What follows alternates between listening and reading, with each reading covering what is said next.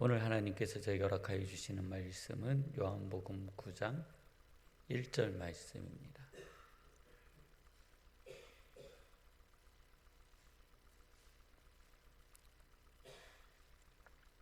요한복음 9장 1절 말씀입니다.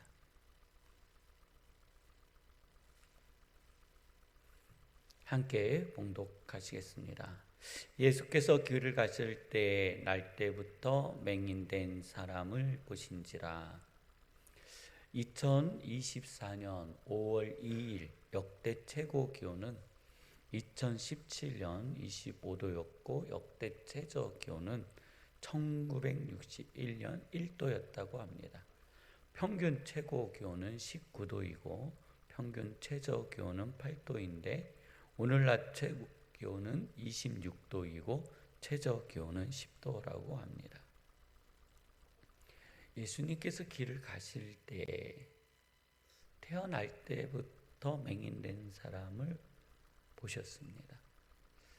지금 현대 과학으로도 태어날 때부터 맹인이 된 사람은 고칠 수가 없습니다. 그러니까 보게 할 수 없다는 거예요. 지금도 2000년 전에 태어날 때부터 맹인된 사람을 예수님께서 보셨습니다. 제자들이요, 이 맹인된 사람을 보고 이렇게 물었습니다. 예수님, 이 사람이 맹인으로 난 것은 누구의 죄로 인함이니까?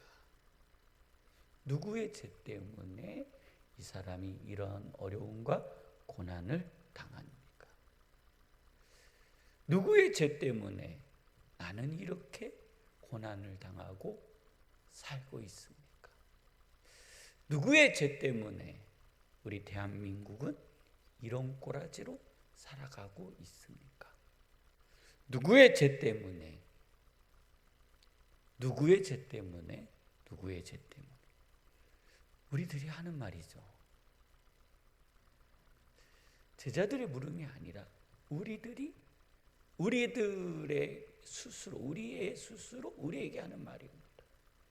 고난과 어려움과 이해되어질 수 없는 어떠한 환난이 올 때, 누구 죄 때문에? 남편 죄 때문에, 아내 죄 때문에, 자녀들의 죄 때문에, 부모님의 죄 때문에, 주변에 있는 누구 죄 때문에 내가 이런 고난을 당하는가? 그러면서 이렇게 이야기합니다. 자기니까 그의 부모이니까. 아니, 날 때부터 맹인된 사람이 무슨 죄를 지었습니까? 근데 우리는 이 이야기를 굉장히 자연스럽게 받아들여요. 왜냐하면 우리는 동양적 사고를 가지고 있는데 알게 모르게 전생이라는 이 사고가 자연스럽게 들어와 있습니다. 전생. 나는 전생에 누구로 살았느냐. 우리 기독교 안에 너무나도 자연스럽게 불교라는 이름으로 이렇게 대비하면 우리가 팔짝 뛰지만 어느 순간 이렇게 자기의 죄니까라고 하는 것은 이미 전생이 전제되어져 있는 거예요. 태어나는 아기가 무슨 죄가 있습니까? 태어나면서 엄마 힘들게 한 거예요? 그 자연의 이치 아닌가요? 하나님이 만들어 놓으신 순리와 과정이 아닌가요? 자기의 죄니까 그의 부모이니까. 예수님께서 말씀하십니다. 그 부모의 죄로 인한 것이 아니라 그에게서 하나님의 하시는 일을 나타내고자 하심이라. 명확하게 이 사람은 누구의 죄 때문에 그런 것이 아니라 이를 통해 하나님의 영광을, 하나님의 하시는 일을 나타내고자 함이라. 때가 아직 낮음에 나를 보내신 이의 일을 우리가 하여야 하리라. 밤이 오리니 그때는 아무것도 할 수 없느니라. 그러면서 예수님 스스로 당신에게 이렇게 말씀하십니다. 내가 세상에 있는 동안에는 세상의 빛이로다. 예수님은 세상에 뭐라고요? 빛이로다. 이 말씀을 하시고 엎드려 진흙을 이겨 그의 눈에 바르시고 그에게 말씀하십니다. 너는 실로암 목가에 가서 너의 눈을 씻으라. 이 말씀을 믿고 이 맹인은 실로암 목가에 가서 씻었습니다. 그 앞이 보였습니다. 성지순례에 가면 실로암 목가에 우리가 갑니다. 빠지지 않고 가죠. 근데 그 실로암 목가에 가서요, 가이드가 분명히 이렇게 이야기해 줍니다. 여기서 눈을 씻어도 시력이 좋아지지 않습니다. 안질만 걸립니다. 그러니까 눈이 안 좋아지는 거예요. 병이 걸린다. 절대로 눈 씻지 마세요 라고 해도요, 꼭 씻는 분이 있습니다. 진짜로 이렇게 막 씻어요. 거기에서 그 물이 얼마나 더러운지. 그 안에 히스기야 터널을 사람들이 막 밟고 지나오거든요. 그 물로 그냥 막 씻어버리는 거예요. 눈병 걸려서 오시는 분들이 꽤 있다는 겁니다. 날때에서부터 맹인이 된 사람, 이 사람이 고침을 받았습니다.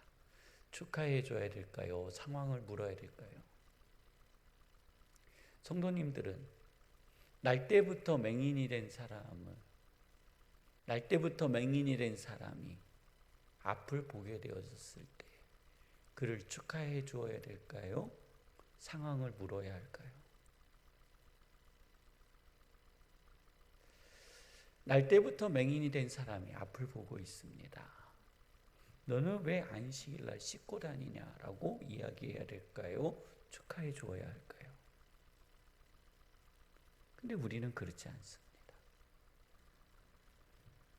우리는 그렇지 않습니다.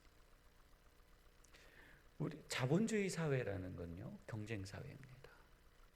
그래서 무한 경쟁을 하고 있습니다. 성도님들이 사는 세상도 경쟁하고 있습니다. 내가 이 경쟁에서 뒤처지면 나의 소득과 관계가 있습니다. 그래서 보이지 않게 경쟁을 하고 있습니다. 그런 사회에 살고 있는 우리가요, 타인의 성공을 축하해 줄 수 있을까요? 같은 업종에서 같은 상황을 만들어가고 있는 우리가 나보다 장사가 잘 되고 나보다 높은 직급에 올라가고 나보다 더 높은 곳에 올라가는 그에게 우리가 축하해 줄 수 있을까요?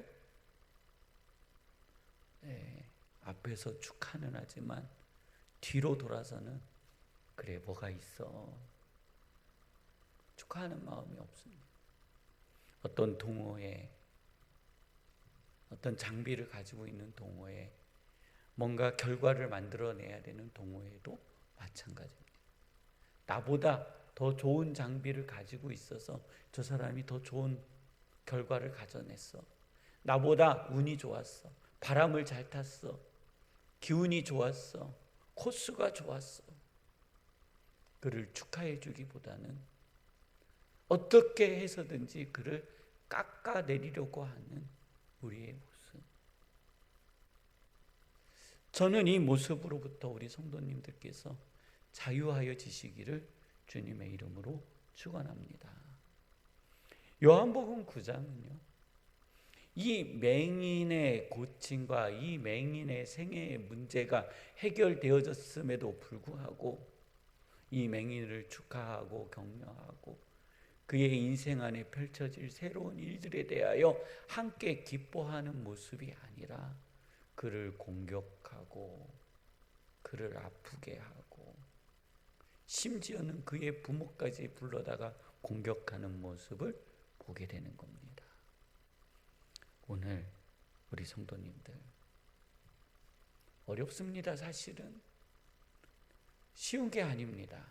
타인의 성공을 보고 내가 격려해주고 지지해주고, 타인의 불행을 보고 격려해주고 지지해주는 것은 쉽지만